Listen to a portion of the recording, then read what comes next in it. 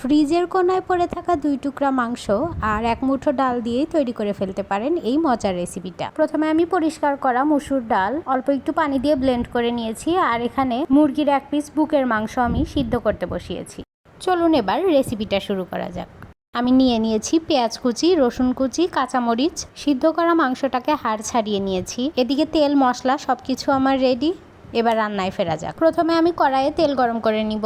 এবার একে একে দিয়ে দিব পেঁয়াজ কুচি, রসুন কুচি, কাঁচামরিচ। এর সাথে দিয়ে দিব হাড় ছাড়ানো সিদ্ধ করা মুরগির মাংস। এই সব কিছুকে একসাথে মিশিয়ে লো হিটে ভাজতে হবে। এখন অনেকেই হয়তো বলতে পারেন পেঁয়াজটা ভেজে নিলে ভালো হতো, কিন্তু পরবর্তীতে ভাজা পেঁয়াজের মধ্যে যখন আমি মাংস ভাজি করতে দিব তখন আমার মাংস হওয়ার আগেই পেঁয়াজটা পুড়ে যাবে, তাই আমি একসাথে দিয়ে দিই। এটা এখন আমি পেস্ট করা মসুর ডালের মধ্যে পানি দিয়ে দিলাম। এরপর একে একে মাংসের ভিতরে দিয়ে দিব জিরা বাটা, রসুন বাটা এবং আদা বাটা।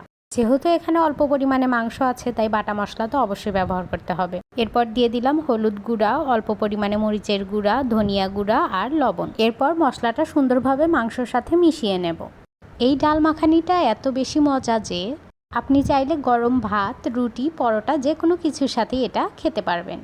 এরপর আমি এখানে ঢেলে দিব মুসুর ডাল বাটা। এবার সুন্দরভাবে এটা মাংসের সাথে মিশিয়ে নিব। এখানে এখন অল্প পরিমাণে পানি অ্যাড করতে হবে, তো আমি ডালের বাটিটা ধুয়েই পানি দিয়ে দিলাম। সবকিছু ভালোভাবে মেশানো হয়ে গেলে ডালটাকে এবার একটু দমে বসিয়ে দিতে হবে, ঠিক এইভাবে। তো আমি এখন একটু ঢাকনা দিয়ে ঢেকে দিব। প্রায় 3-4 মিনিট ঢাকনা দিয়ে ঢেকে রাখার পরে দেখবেন ডালটা নিচের দিকে একটু লেগে লেগে ধরেছে।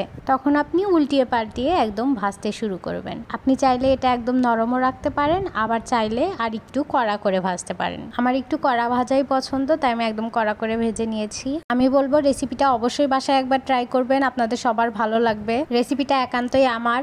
ভিডিওটা ভালো লাগলে ভিডিওর শেষে একটা লাইক কমেন্ট করে যাবেন। যারা আমার পেজটা এখনো ফলো করেন নাই, ফলো করতে ভুলবেন না। আল্লাহ হাফেজ।